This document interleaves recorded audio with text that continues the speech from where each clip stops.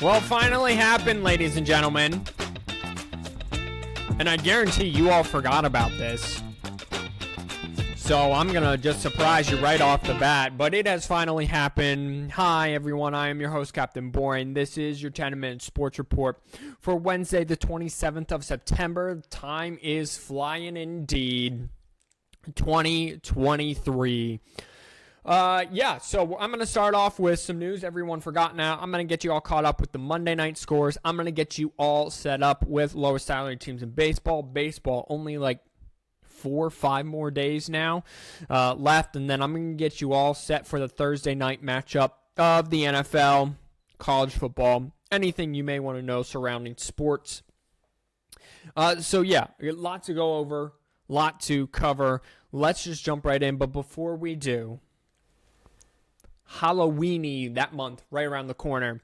So, are you some of my listeners don't give out candy on Halloween. Completely acceptable and understandable. But if you had to give out candy, are you a full size or mini type person? Comment down below, full size or mini, and nothing else. Just nothing else. Let's just go with that. Okay? That was awkward. I apologize. Well, it finally happened, ladies and gentlemen. Damian Lillard got moved. Raise your hand. Drop a like if you forgot that Damian Lillard still had to be traded from the Portland Trail Blazers. Well, he was. He was traded to the Milwaukee Bucks to join Giannis Antetokounmpo as part of a 3-team deal. Put it on your bingo card if you had Damian Lillard getting traded to the Milwaukee Bucks. I guarantee you no one did. ESPN Adrian Wojnarowski reports that Portland receives Drew Holiday, DeAndre Ayton, and Camara Tormani Camara from the Milwaukee Bucks and the Phoenix Suns. They also received Milwaukee's 2029 unprotected first-round pick. They also get a pick swap with Milwaukee's 2028 and 2030 first-round picks as well. The Suns will receive Yusuf Nurkic, Grayson Allen, Nasir Little, and Keon Johnson, sources told Wojnarowski. So, Drew Holiday, the outstanding two-way player, he goes to Portland. DeAndre Ayton, the center for the Phoenix Suns, he goes to Portland. I don't know where Tumani Camara is from. However, they also get Milwaukee's first-round pick in 2029 that is unprotected. So if Milwaukee sucks in 2029 and they have the number 1 overall pick, guess who's getting that? The Portland Trail Blazers. And then they get unprotected pick swap rights, which means if Milwaukee has the 7th overall pick and Portland has the 13th, they will swap for the 7th and the 13th. In 2028 and 2030. Protected meaning sometimes teams will say, you can have our first round pick, but not if it's in the top 5. Then we get to keep that. In this case, everything is unprotected. Damian Lillard, 33 years old, had a career year last year, averaging 32.2 points a game, 7.3 assists, but only played just 58 games and sat out the last month of the season as the Portland Trail Blazers were not going to make the playoffs. And he was voicing his unhappiness with the franchise. So, Giannis said he wants to play with stars and always be a championship-level team. That keeps him happy in Milwaukee, keeps Lillard happy because now he gets to compete for a championship in the East, which is arguably the easier conference currently to get through, to try to get to a championship. Portland gets to rebuild, but with legitimate pieces, as in DeAndre Ayton and Drew Holiday. And the Phoenix Suns, who have all that star power, get DeAndre Ayton's numbers off the book. They still get a center in Nurkic. They still get a three-point shooter in Allen and some nice bench players in Nasir Little and Keon Johnson. Well, Taylor Swift had a lasting effect even on Monday Night Football. The Philadelphia Eagles, who also have a Kelce and a Swift on their team, they did damage. DeAndre Swift the aforementioned Swift would take the ball that Jason, Travis Kelce's brother, would snap to Jalen Hurts. He would take it 16 times for 130 yards as the Eagles would pull away 25-11 against the Milwaukee Bucks, the Tampa Bay Buccaneers, there it is, their first loss on the season. In the last 21 games that Jalen Hurts has started in the regular season, the Eagles are 20-1, which is pretty incredible. Also, the Cincinnati Bengals, who started the season 0-2, got a 19-16 win over Los Angeles Rams as Jamar Chase led the way with 12 catches, 141 yards in their icy white uniforms on Monday Night Football.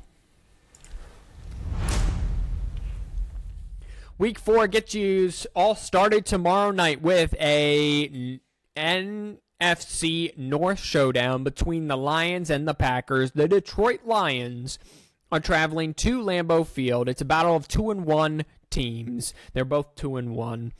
The Detroit Lions will bring Jared Goff, one of the best league passers this year, and the Packers will bring a vaunted defense at home and that home crowd, and they will face off on Thursday Night Football.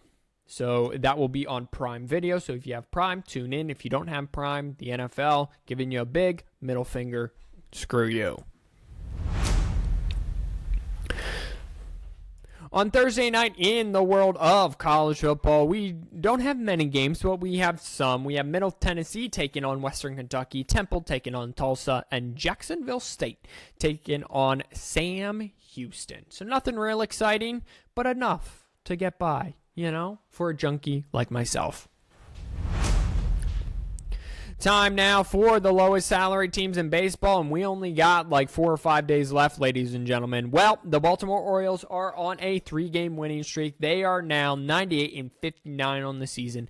They sit 2.5 games ahead of the Tampa Bay Rays for the AL East lead, which I will get to in just a minute.